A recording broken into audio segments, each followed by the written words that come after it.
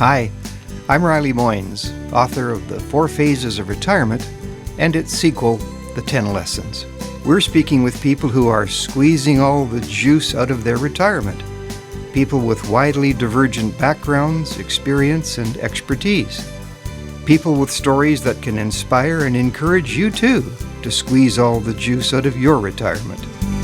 Thanks for joining us for today's conversation. Here we go. It's a particular pleasure to welcome my guest today. Those who have read The 4 Phases of Retirement will have read about him as a classic example of what can be done in Phase 4. His name is Bill Furtwengler. Bill holds a master's and doctoral degree from Syracuse University. He taught math and science for a brief time before becoming a principal and superintendent of schools. He then moved on to become a professor of education at Vanderbilt University in Nashville, Tennessee, and finished his professional career as a professor of education at Wichita State University in Kansas. He's the author of dozens of books and articles and research studies relating to educational administration and school improvement. Throughout much of his working career, he also directed a private research firm that provided consulting services to education and business. More recently, he served as an advisor to several doctoral students. Welcome to our podcast, Bill. Thank you for joining me today. Nice to be here, Riley. Looking forward to our chat. Yeah. Bill, you've enjoyed a successful professional career marked with many accomplishments and awards, but today I'd like to focus on a particular post-career activity that has impacted hundreds, if not thousands, of retirees in our Florida community and others. It's a lifelong learning initiative that you conceived and brought to life that we call iLife. So Bill, let's go back and I'll ask you to share the background of the program, kind of where it all began, as well as its current and future direction. And I know for you, it's all about, at its core, it's all about trust. Riley, my story really, to be understood, has to go back to my early days of growing up as a child, and which really began in the Maine woods every summer. My parents had a cottage on a lake, and we were the only cottage on the lake. And so I was alone a lot with animals. And I looked back and tried to figure out, how did I get to the point where I could trust people enough to do things which are appropriate to do. And I became very close to the animals and found out that very easily you could tame almost any animal to have a trusting relationship. Now, how did that impact me later in life? Well, as soon as I left the university to become a teacher, I took a job as a principal teacher of a school of 99 children on the Canadian border. Yay. Nova Scotia, yes. and I had 1 year before I went in the service as a second lieutenant. So I spent that year teaching these kids, 33 of them in the high school, and the rest, the 99 students, were at elementary school. I spent the year trying to teach 7 subjects to these particular students in a very isolated setting. What I soon learned when I started teaching them is that I was over my head. I mean, I was just like, I don't know if I can survive this or not. Now, fortunately, because of that trusting attitude that I had toward extending trust to people, I thought perhaps I should get some help in teaching those 33 students. So I asked a couple of the seniors, actually 3 or 4 of them, if they would be willing, after they got their lessons completed in trig and advanced math, if they would be willing to help teach the freshmen and the sophomores. Well, they just jumped at the chance to do that. And not only they jumped at it, they became very good at instructing and mentoring the freshmen and sophomores. It didn't take me 8 weeks into the season before I realized this was what I wanted to do with my life, the rest of my life. And that people could be trusted to do all kinds of things they didn't know they could do. That's where it really, really connected. Then fast forward to later in my life when I was working with schools in the inner cities, because the inner city high schools in Boston and Chicago and Washington are pretty tough in terms of having a culture which really wasn't productive for learning. Right. So what I learned to do was to change the culture of the school in 3 years. And the way I did that was I convinced the staff and the principals to extend trust to the students, particularly students who had influence. And I won't belabor the whole process, but essentially that worked. Over a 3-year period, we could change the culture of the school by involving the young people in making it happen. And that was a 3-day retreat that we had every year for the leaders of the school, the people in power. Right. And it worked. I mean, it did some wonderful things for some high schools. So the extension of trust is not new, and the evidence was compelling that people respond and really want to do the right thing. And kids like schools that work. They don't like schools that don't work. And they can be trusted to do this. So that was the next kind of thing which reinforced this notion that you could really trust people to do exciting things. Then I retired from the university, and I got involved helping a club collect data for a strategic plan that they were putting together. And in the analysis of the data at Spring Run Golf Club, we looked at it, and I especially looked at one section that had to do with the resources that people saw in the club itself. And the resources really were other people. And I looked at a list of statements that were made by various people that we'd interviewed in this collecting of the data. And it was just striking the number of times I saw, and I can't believe the wonderful person that's next to me and all the things they've done with their lives. And the richness of that resource was just overwhelming. I mean, we're not talking about just a few sentences. We're talking about pages of statements about these wonderful people. These are neighbors in our community. Yeah, which is exactly about 900 doors. Yes. So what happened is we began to think about. Well, first of all, let me backtrack just a bit. At that point in my life, I didn't have any major projects going, and I was searching for something that would bring meaning. In fact, I really asked the question, why am I still here? It was a very powerful question because it's part of my Christian belief that we're here for a purpose, and I didn't have a purpose. I didn't know why I was here. So I was searching for a purpose for my life, and it was then that I thought, is there a way that these people could be trusted to share with each other their expertise, their life experiences, and those kinds of things? Right. So then I decided maybe there was something that could be done about this. And I applied a technique which I had learned in teaching people how to plan for the future. I stepped into the future, and I acted as though I was a reporter, reporting on what had happened at Spring Run. And I wrote an news article that described Spring Run and where it had been for the previous 5 years. The article read like all of this had happened, and that people had started sharing with each other. They started giving back. They started getting rewarded, the good feelings you get when other people are learning and responding to you. And so this was very visible in my mind. And what that did for me, that scenario, it tuned up my brain to look for opportunities to make all those things happen. And they were very clear in my mind exactly what it could be. Sure.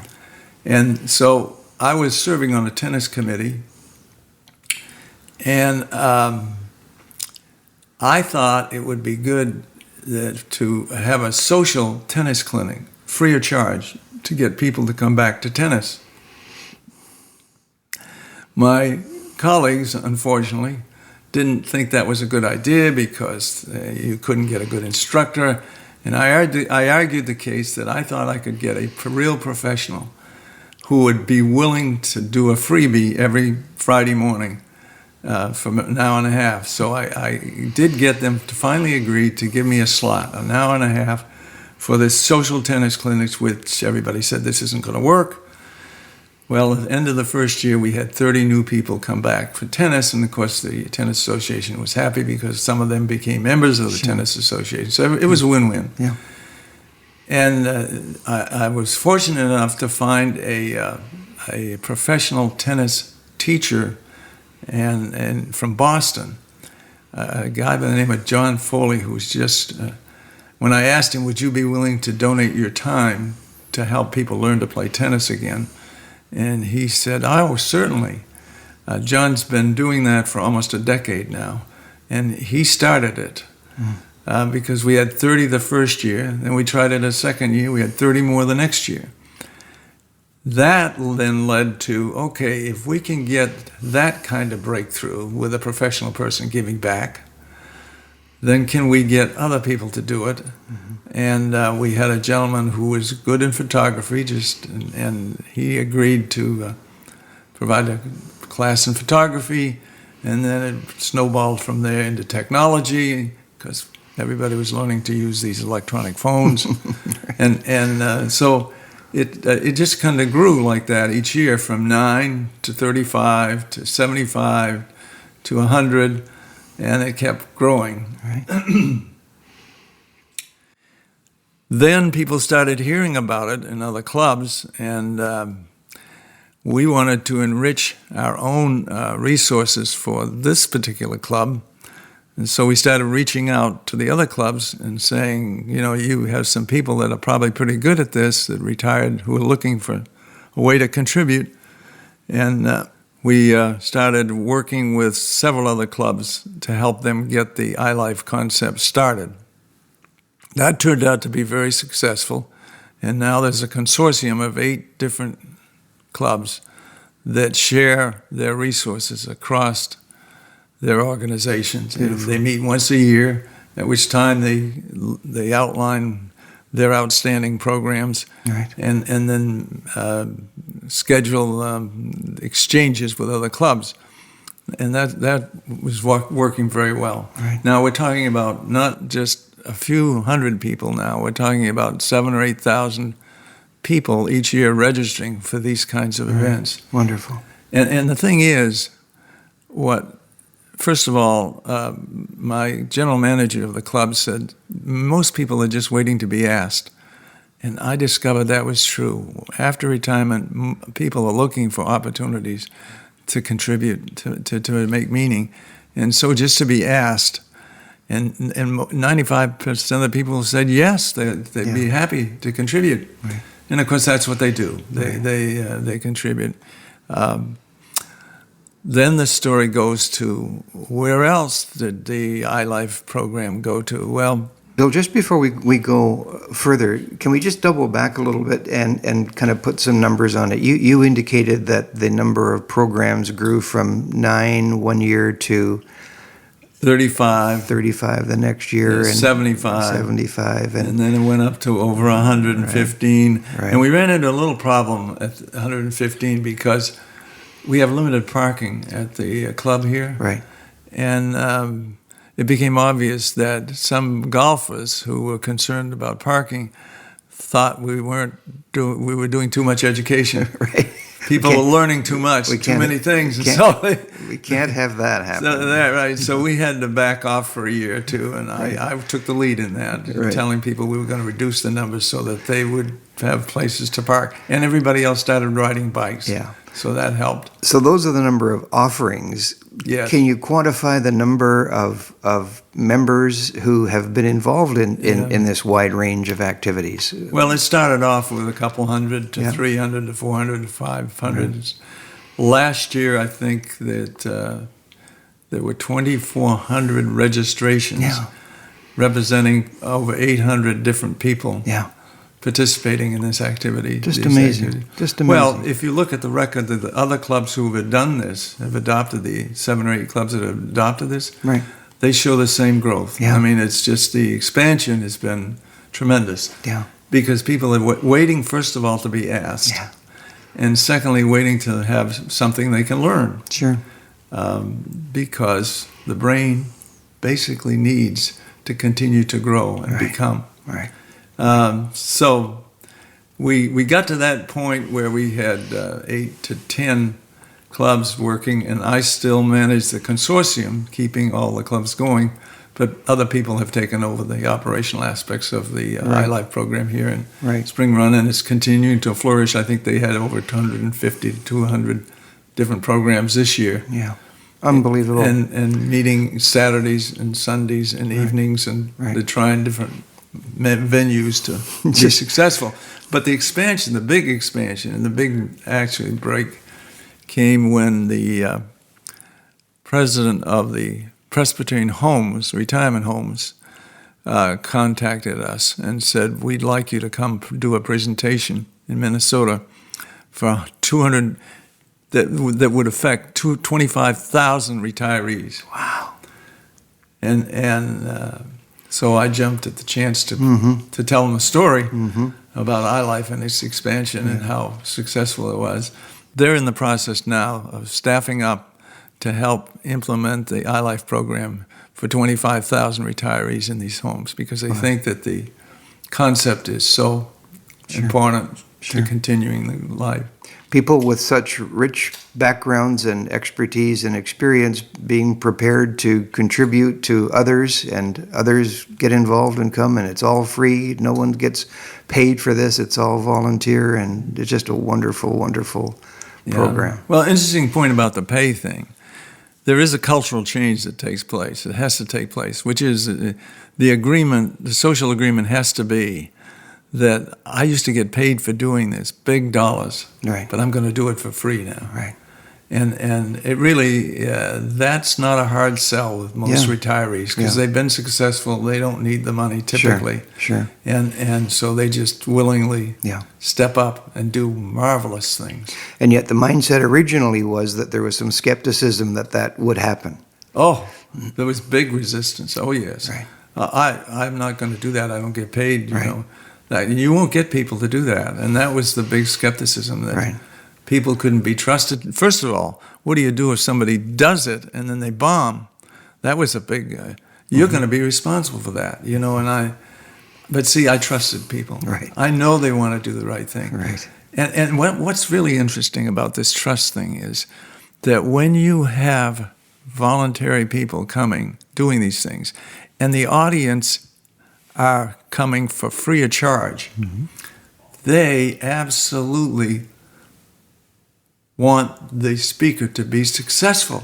So it's a win-win. Yeah. If I mess up as a speaker, there's somebody in the audience to pick it up and say, okay, Bill, we'll just keep going. You know, it's a win-win. You can't lose. But again, the trust element to people to do the things. And if you look at the number of people that have really bombed over the years of my decade of working with this, Right. you can put it on less than 1%. Yeah. Because the feedback system from the audience is such that they won't let you get too far astray, because they want you to be successful. Right. It's amazing. It's absolutely amazing. It's amazing. It's a wonderful nature of people. And by the way, I've since learned that when you extend trust to people, the brain pays off. The brain gives you a chemical and makes you feel good. So this is a big deal in terms of the trusting of the people. And I know this is an area that you're interested in developing further, and we're going to come back to that in just a moment. But Bill, let me ask you, why did you bother with all of this stuff? Like, what was meaningful about it to you, and what do you get out of it all? You've invested hundreds and hundreds of hours here. And so what is it that's motivated you to do that? Well, you remember that school I started in? Mm-hmm. That first school? I can't tell you what it's like to watch other people come alive when they've learned something. Mm. It is an amazing feeling you get inside when somebody else says, "Aha! I have it. Yeah, I've got it." It is, isn't it? And that alone is what's driven me most of my life. Sure. Is the continuous learning thing. Right.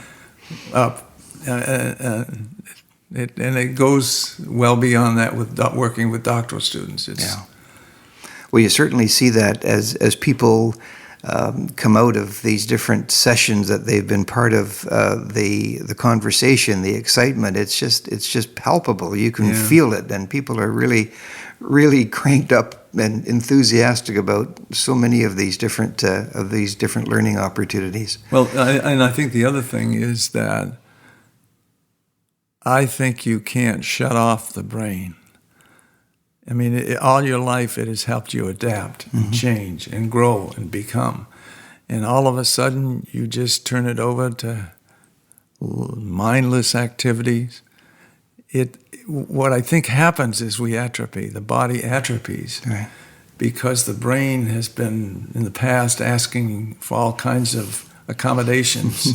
And so you can adapt to the changes. And, it has led me in another direction. Yeah. And again, I think part of that also is driven by the belief that you're here for a purpose and you have to find that purpose. Right. And I think that's the toughest part about retirement is what am I going to become? Right. Where will I find my place to contribute with the skills that I have? Right. And most of the time, honestly, it's right in front of us. We just don't see it. Sure. But as we get older and we can connect more of the dots, I think we see opportunities everywhere to contribute.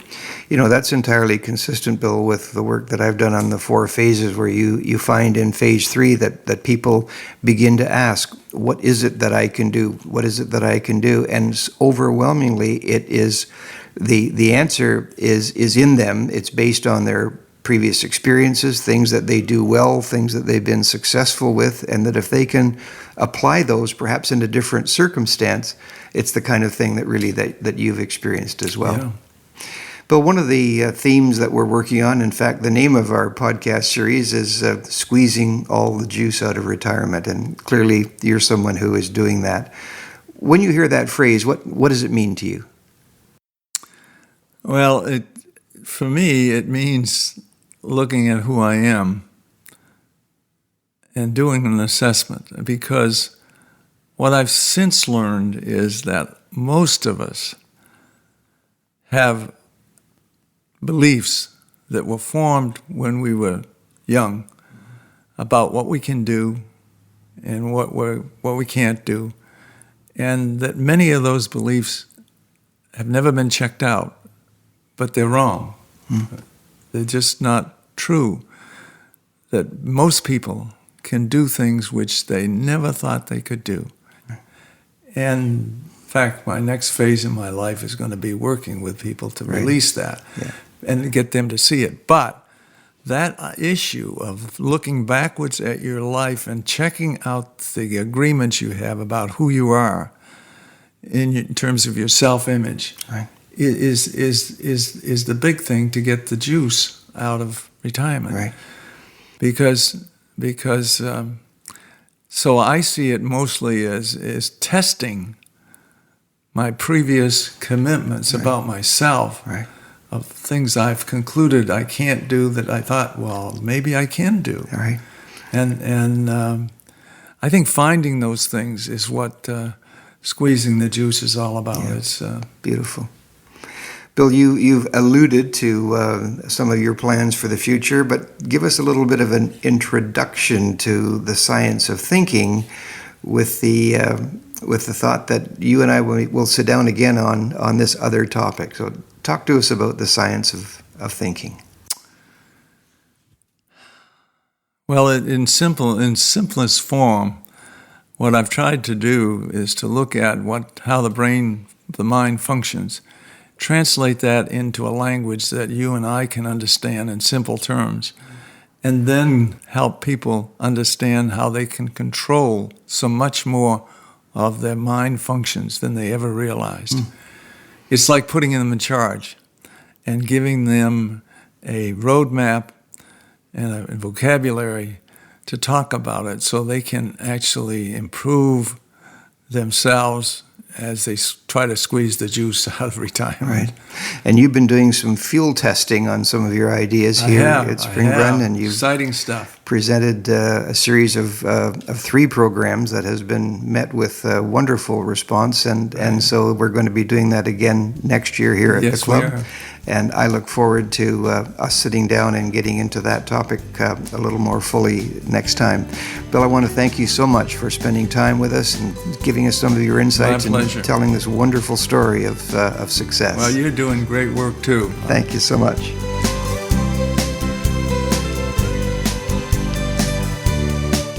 I hope you've enjoyed today's conversation and that you'll join us again next time as we help you squeeze all the juice out of retirement. I'm Riley Moynes. Bye for now.